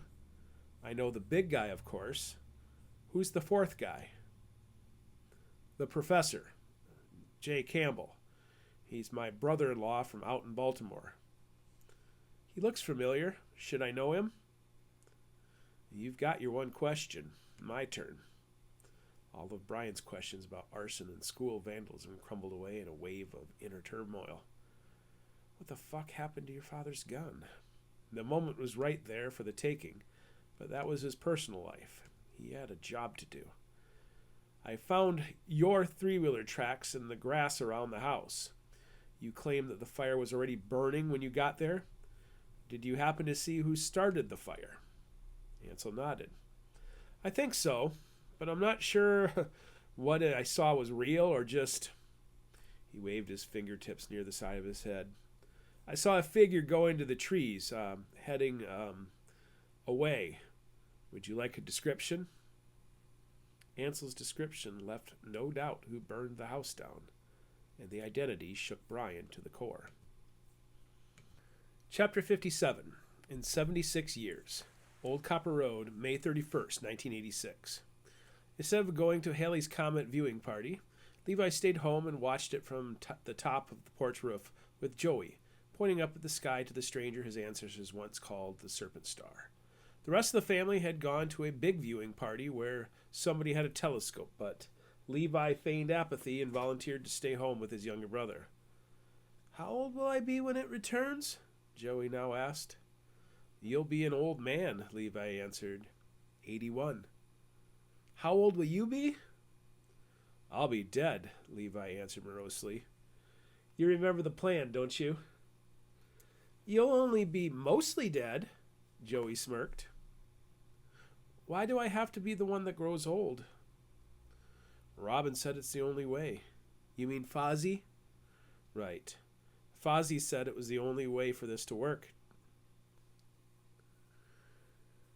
Levi pictured Joey as a tall teenage boy with dyed green hair, tattoos, and piercings, who wore the same Def Leppard shirt gifted to him a few days earlier. By the time the comet reaches the coldest, farthest part of its journey, you'll be at your lowest. You'll have a big gray beard and a bald head and tattoos up and down your arms like a pirate. No one will bully you then. I like that, Joey smiled. I like this story. You better. With Lily's plan, you would have died horribly. After he put Joey to bed, Levi contemplated the once-in-a-lifetime phenomenon. Sir Isaac Newton had the comet figured out centuries earlier, though his friend Edmund Halley got the naming rights to the comet. 75 years after Newton looked up at it, Levi's ancestor, Yippisu, looked up at the same comet prior to making a horrible sacrifice at a place called Bleeding Rock. Fate, God, the Great Spirit. Levi's ancestor had a plan too, but Yipisu's plan was destroyed by a coalition of his European and Dakota ancestors, who forestalled the day of reckoning for another appearance by the Serpent Star. In 1835, Levi's ancestor Shagabay looked up from Lake Manitou to the stranger in the stars and, inspired by a dream, went out looking for a man who believed was the fulfillment of prophecy. In the Seven Fires prophecy, a boy with strange light in his eyes would guide not only the Ojibwe, but also all of humanity to the right way and avoid a path of doom and destruction. In Shagobay's days, European settlers were on the cusp of flooding his home, and war brewed between the Ojibwe in the north and the angry Dakota in the south. In those apocalyptic times, a stranger from a strange land, a sorcerer who studied the stars, arrived on the continent, bringing compassion, healing, and desire to understand legends and prophecy. So Shagabay and his son Nanakonan loaded their canoe and went down the river in search of the astronomer Jean-Nicolas Nicolet. Fate, God, the Great Spirit. Shagobay's plan to bring Nicolet to the cave where the earth bled blue was shattered when his plot was discovered. Nicolet was spared by the local pillager chieftains, but Shagobay fled to protect his family, who once again tried to fulfill the prophecy a generation later. Although Shagobay's great-granddaughter, Tuwapa Asabakashi, first placed her hands upon the sacred water drum in 1898, Her plan mirrored the plans of Uyipisu 150 years earlier. Fate, God, the Great Spirit. Lily Weber's first attempt to fulfill the prophecy ended with the death of her husband, Jean-Nicolas Guérin, in 1910. And now, thanks to the willful disdain of her great-grandson, her plans were turned to ash again. Newton better be right about the world ending in 2061. Surrendering to sleep, Levi rubbed his eyes, but he still smelled a bit of gasoline upon them. His hands. Last night, he'd spent 20 minutes in the garage with a bar of lava trying to get the spilled fuel clean from his skin. His black pants and shirt were stuffed in a burn barrel, ready to be incinerated after Mom's Sunday supper filled the kitchen garbage bag. With the burning of the Larson house, he'd done everything Robin asked of him, leaving only a final confrontation with the Wintermaker remaining. When Levi woke, he had a visitor. Joey slept on the floor beside his bed. "What are you doing, Joe?" "I was worried about you. I wanted to find out how it went, but you were sleeping." "You should be watching cartoons. Mom's going to get suspicious." "I had a bad dream about a fire." "Don't worry about anything, Joe. We've done everything Fozzie needed us to do. But the next few weeks are going to be very dangerous for us." "Why?" "Our enemies might learn something is wrong." "How? I haven't said anything to anybody." I know I can trust you with our big secret, but these creeps have their ways. I'm also worried that Lily might try to stop us." "Why?" "She loved great-grandfather Gene a lot, and she was really mad that I didn't bring her back to Leech Lake after she closed her loop. We're in danger because we need to close loops also. When she was a girl my age, she saw the two of us on the river.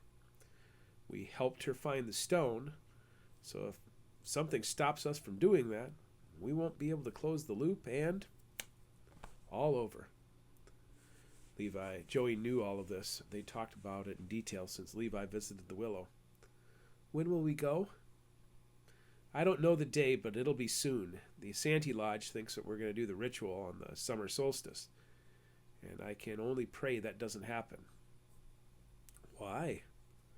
"Because it means Gigi Lily found a way to stop us, and we can't let that happen, can we?" Levi reached out a hand and pulled his brother to his feet. He held him by both shoulders. "Okay, now I want you to get your butt downstairs and watch cartoons. I'll come down in a few minutes.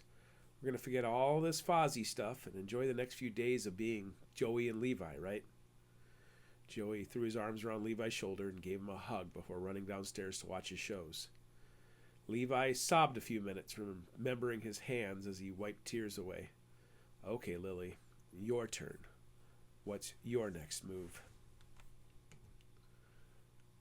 Chapter 58, This Mortal Coil. Golden Shores Nursing Home, June 7th, 1986. The music angered Lily, who took the humiliation as she listened from a far corner of the Commons. Carson, the loud, laughing piano player, was supposed to be her ally in the coming fight, but he sat next to one of their enemies, Lacey Morrison. "Take her children instead of mine. You must recognize her ancient blood. Why must it be my family?" Lacey Morrison wore a smile, except when she passed by Lily. Now, Carson and Lacey sat together at the piano bench, unintentionally mocking Lily's grand plans. In the fairy tales, the princess was locked away in a tower waiting for her knight in shining armor to come to her rescue. Her handsome knight had died long ago, and now she'd have to face the monsters alone. She remembered Jean teaching her the word, avatarati.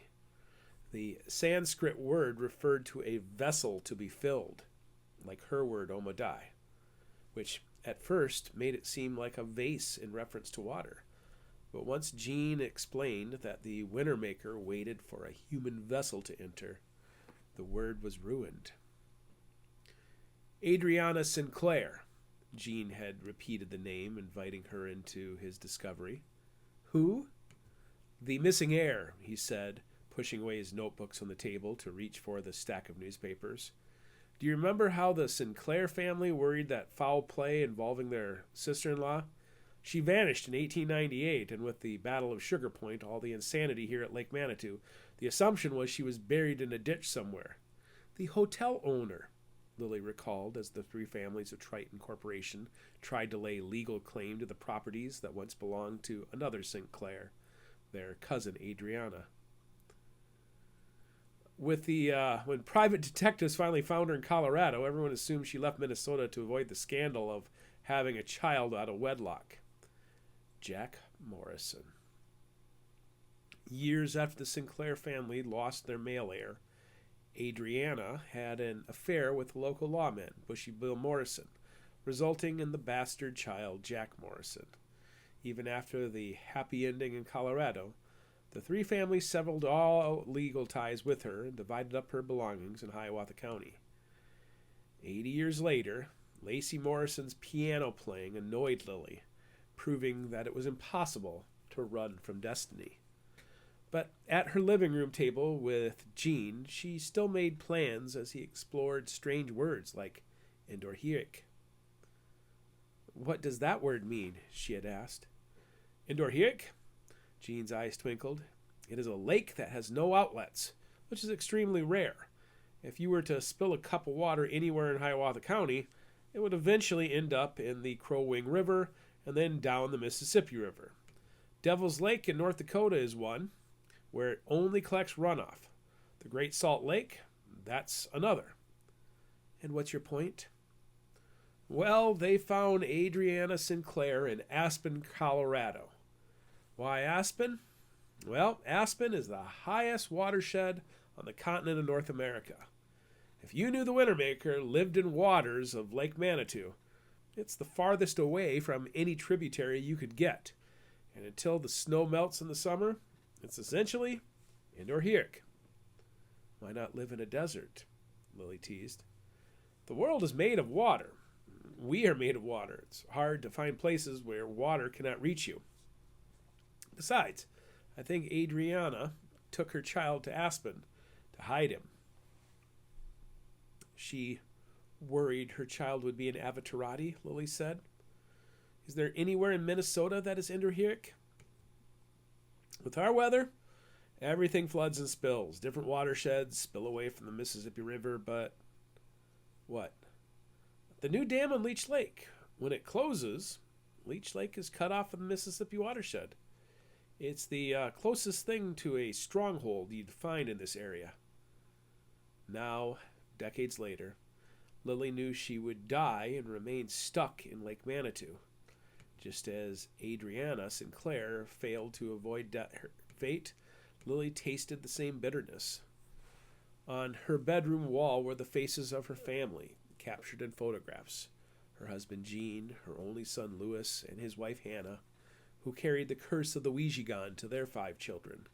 The 3 granddaughters managed to leave Hiawatha County, but Sweet Cameron and Nasty Nicole stayed, aware of the legacy. Levi had indeed been a trickster, but not in the way she intended. Decades earlier, she'd bargained with the Wintermaker over the life of her precious Gene. A pact was made with dark magic, and she lived up to her part, with treachery in her heart. The Wintermaker first gave her what she wanted, and now in return, she gave him what she wanted. She gave him what he wanted. Her descendants. But she secretly armed Levi with a knife capable of killing the ancient horned serpent. It was a poison promise she'd made. Instead, the boy plunged the knife into her heart, severing the chance to be reunited with her beloved. Had the Wintermaker already turned him into a servant? Did he work his dark magic to seduce the boy with promises? Did the foul Takpai turn him into a thrall? I have a few tricks up my sleeve, too. Instead of a monster locking her away in a castle, her own beloved friends and families had locked her away. Lily's lies had caught up to her, and now she was trapped by a lie she'd told the Asante Lodge. They all believed the coming solstice, June 20th, the longest day of the year, would be the day she battled the Wintermaker. With this in mind, they locked her away so she could rest until her big performance. Yet she never planned on singing the song. Her plan had been to join Jean and leave the rest to the will of God. Her great-grandchildren would either win or they'd join their great-grandparents in the hereafter. In her own way, she'd been a trickster too. A battle was coming, but she wouldn't be around to join them. Carson Looning took the second shift, following Wally Crane and preceding Cameron's turn after lunch. Others, like Father McKenzie, Captain Chuck, and, once in a blue moon, Brian Forsberg, would all take their turns to check on her. None of them listened to her. They all treated her like a child and zealously stuck to a plan she concocted as a foolish teen. The only one with a clue was Levi, and he served unseen masters. But she knew she wouldn't live another 2 weeks. The strength she used to fight against Levi stole precious days from her life, and now she sat in the main hall. The only strength she could muster was saved for staying awake and upright in her wheelchair. If tomorrow is my last day, Lily Guerin reflected, I will not die without a fight. Her wrinkled hand reached out and tucked her 3 utensils, a butter knife, a fork, and a spoon, into the folds of the blankets she rested over her lap. I will not die at Lake Manitou and be forever separated from my precious Jean. She began her long journey back to her room, knowing it would be her last. Fate, God, the Great Spirit. Lily welcomed Jesus into her life 9 decades ago, but she relied upon her own free will to steer her destiny. Tonight would be no different. Lacey Morrison came jogging up to her from the piano bench. Would you like help getting back to your room? I'm a friend of Levi's. I know who you are, Lily muttered. Bushy Bill Morrison murdered Jean in cold blood. How could she ever forgive or forget that? Suddenly, from the other shoulder, Molly Chauvin appeared. I'll take care of Lily. The piano stopped as Carson listened to the conversation for a moment, and then she withdrew Lacey back to the bench for a new tune. The happy song annoyed Lily's ears until they reached the hallway, where a buzzer unlocked the door, allowing them into the memory care unit. In the quiet of the hallway, Lily asked, Did your daughter like the dream catcher I made for her? Oh, she loved it. It's so beautiful hanging in her window. She enjoyed her visit with you also. You've made quite an impression on her. Levi left me no choice. Later that night, Lily opened her eyes to the white ceiling of the nursing home. If things had gone according to plan, she would have died looking up at the ceiling of Wanakawidi Nursing Home at Leech Lake, allowing her soul to drift away on the River of Souls to the watery abode of the dead where she'd be reunited with Jean. Instead, she looked up at the ceiling of Golden Shores, which was built upon the site where her ancestor Yipsu had been betrayed. Her door would remain closed until the nurse came back to check on her the next morning. But she had other ideas. She found her 3 utensils in her wheelchair pocket and went over to the window. One by one, she removed the screws that held her window screen in place. Next, she removed the plate that held the gears of her window latch in place. Her old wrinkled hands still had strength in them. After several minutes, she was exhausted and sat back down in front of her bit of deconstruction. I will not die at the place of souls. Jean existed in one of his theories of heaven, while Winnie, Grandpa Nanak, and so many others lingered in the waters of a haunted lake. Lily didn't plan on joining them. It was too dangerous for her soul to be trapped here. With the cool June air flooding her room, she felt as if she'd have years left instead of days. She grabbed her comforter, not because of the chill, but to cushion the opening of the window. Next, she tossed her pillows and blankets out the window to serve as cushioning if she stumbled on her exit. Not my best plan, but it's certainly better than waiting here to die. Finally, she committed to it, stepping onto a chair, then the counter, and then placing her hands upon the windowsill. She draped one leg out first, sitting upon the cushion sill, and then pivoted her other leg out while she balanced her torso over the opening. What do you think you're doing? Her room was dark, and the hallway was lit, creating an outline in the doorframe. The voice came from the corner of her room where visitors often sat. Who are you? Don't you remember me? I visited your home once, and you threatened me with a knife. Trani Besant? Impossible. His face appeared in the darkness, confirming his identity. He wore his white-on-white suit that he had worn in 1962. I've been waiting and watching all this time. At first, it was only out of curiosity, and then it was out of necessity. Then, just a few days ago, a little summer bird came tweeting in my ear. I saw the little thing in the branches of the tree, and almost shooed it away. But then it mentioned your name, and I remembered all about Lily Guerin and her brother McGeesey. What do you want? Vengeance, he said softly. What's the old saying? The enemy of my enemy is my friend. I came to Hiawatha County because of my enemy, the Order of Eos. I spent years gaining the trust and getting closer and closer to their inner circle. When they invited me to Lake Manitou, I wore a mask of friendship. I wanted to know the secrets of this place. And when you greeted me with the knife, you named me Thief. How did you know my purpose? I saw your face in my dreams, Lily admitted, her heart pounding irregularly. And I knew you were the Wintermaker incarnate. You are so close to the truth. The Order of Eos wants to resurrect their fallen god, which I will not allow, so I led those in my trust astray. Your Christian prophecies and Ojibwe prophecies both talk about a doom of mankind, which I will not allow. I am not the Wintermaker, but the original sorcerer you know as the Wintermaker also worked against prophecy. He refused to partake in a prophecy that would allow the doom of mankind to happen, and as his servant, I have become a champion of mankind. I'm here to stop you, Lily Guerin, because if you leave this place, you will doom mankind to certain destruction. No, Lily muttered, trying to find her courage. You are a liar. Am I the liar? You're the one lying to herself. You're the one without enough faith or courage to face death. Something was indeed wrong. Trani Besant hadn't aged a day, and he wore the exact same outfit he did in 1961. And someone gained access to her room without even opening the door. He's not real.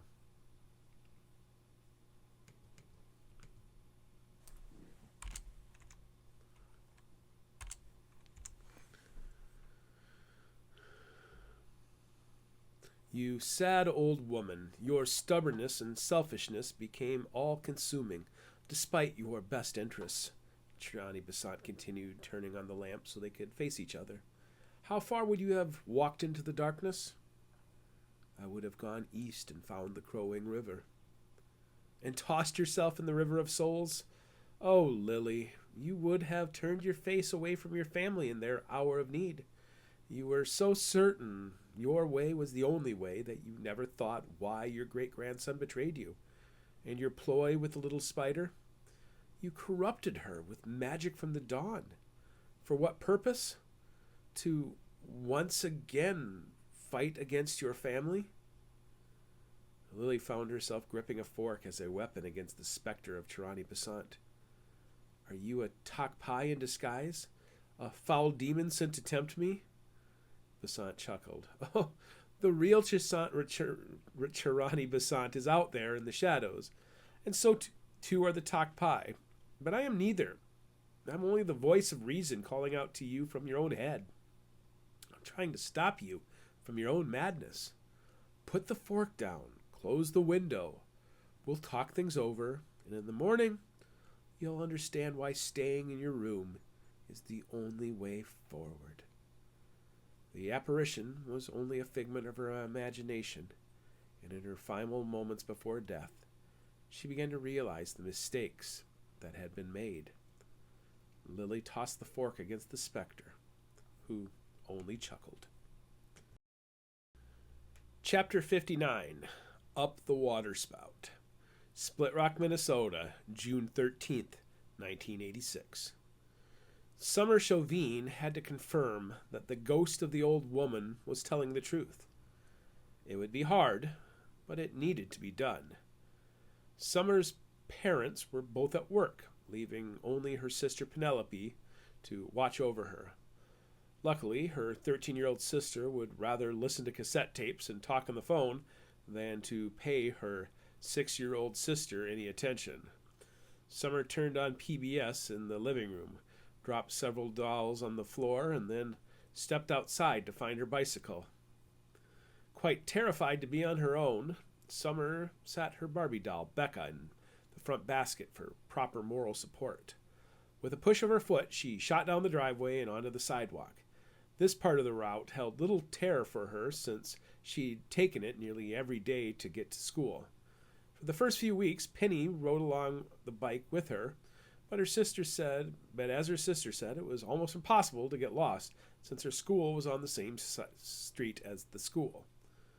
Since her house was on the same as the school. Today, she rode past the steep side street that led to the bicycle corral in front of the school. Once she was past the school, she turned down Central Avenue, which strangely enough wasn't at the center of town, but at the far northern side. She didn't need to cross Eastern Highway 34 that led downtown, but she had to face oncoming traffic as she went down the sidewalk. At the bottom of the hill, she waited for the lights to change so she could cross the intersection at Highway 19, which led north out of town. She knew better than to tackle the big hill, and instead hopped off her bike and began walking her faithful steed up the hill.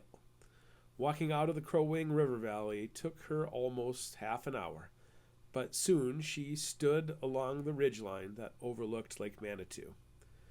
A road sign told her all she needed to know. Turtle Island State Park, 2 miles. St. John, 7 miles. Sebeka, 14 miles. Summer had only 2 miles to go. The highway was level and the road was smooth, and Summer's handle tassels whipped in the wind as she pedaled along. But it didn't take her long before doubt brought her to a stop at the corner of Country Road 26. On one side of the road, she saw the entrance to the state park. On the other side, she saw the entrance to the Mizhike Band of Ojibwe Reservation. From her dreams, she knew where to find the cemetery. The reservation road had been recently tarred and covered in fresh rock, which meant it was too slippery for Summer's white tires. She took her time approaching and looked for any sign of adults. It was easy to find Grandmother Spider's grave. It was the only one without any grass. The fresh dirt hadn't even dried yet. The name was written twice. Tawapa Aspakashi, Lily Guerin, June 2nd, 1883 to June 9th, 1986. I guess she's telling the truth about being dead, Summer thought. The old woman who had given her a dream catcher and pieces of a song had come to her dreams the past few nights with dire warnings. But Summer's mom insisted that dreams didn't mean anything, so she ignored what Grandmother Spider said. Her mom told her that the old lady had gone to heaven, but that wasn't exactly true. For 2 days, the old woman lived near her swimming pool, coming out only at night. She told Summer how to find her again, but first Summer had to make sure that the old lady was really dead. Summer picked a yellow dandelion and put it on the old woman's grave before turning her bike back around for town.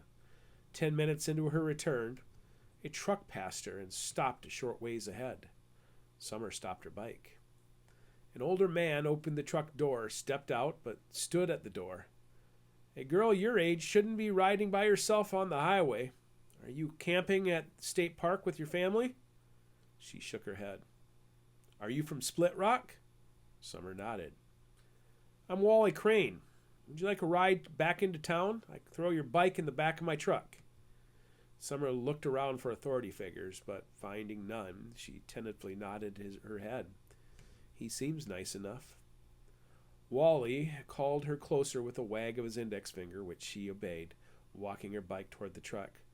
When she stood a few feet in front of him with a broad smile on her face, he reached into his front pocket and found a pack of big red chewing gum. He slid one of the tinfoil wrapped sticks an inch from the others and offered it to her. Gum? She sniffled and took it. It's got a bit of cinnamon kick to it, but it keeps your breath fresh, Wally said, continuing on his way. What's your name? Summer chewed the gum, but did not answer. Who are your parents, then? I should be careful. More chewing. This time she answered with an angry scowl. Okay, what were you doing all by yourself out on the highway? I wanted to say goodbye. Goodbye? To Grandmother Spider. His smile vanished. You were at the cemetery. Summer nodded. She gave me a mirror like the one in Sleeping Beauty. Lily Guerin, she gave you a mirror. She said I can use it to protect my friends. Who are you? Summer. Your name is Summer. She nodded. Summer Rae Chauvin. You're the daughter of Mark and Molly Chauvin. Huh. I was a good friend of Lily Guerin, your grandmother Spider, and any friend of Lily's is a friend of mine. So you and I are friends, even though we just met. I need you to promise me that you'll be safe from now on. No more biking all over creation, understood? Summer hesitated. Understood? She nodded. Promise me that you won't bike out of town for the rest of the summer. In fact, I want you to promise me that you'll just stay home and play in your backyard. You've got a pool to play in, right? I don't like swimming. Wally laughed. Good. You just stay away from water, especially the lake. Now, I haven't heard you promise yet. Now say it. Wally, I promise to stay home. I promise to stay home for the rest of the summer. At the intersection of highways 34 and 19, Wally turned up the hill toward the newer development along the bluff overlooking town. He passed the high school, and at the top of the hill, he turned onto 7th Avenue. I know your folks live around here, but which house is yours? That one, Summer said, pointing ahead. He stopped in the driveway. When he stopped in the driveway, Wally turned and said, Stay put. Summer watched him walk up to the front door and ring the doorbell of her house. No one answered. He knocked loudly. Still no answer. Then Penny came from behind the pool fence wearing a towel and a bikini. Hello, Wally called out. I believe I've found something that belongs to you. Summer? Penny said, looking at her in the truck cab. You are in so much trouble. Wally opened the door for Summer. She was riding out on the open road between here and St. John. Are your folks home? No, they're both at work, Penny said with a face full of wrath. Keep a closer eye on her, and I won't say anything to your folks about losing your little sister.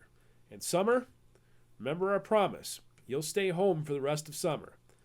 No going out into the world by yourself. Summer nodded.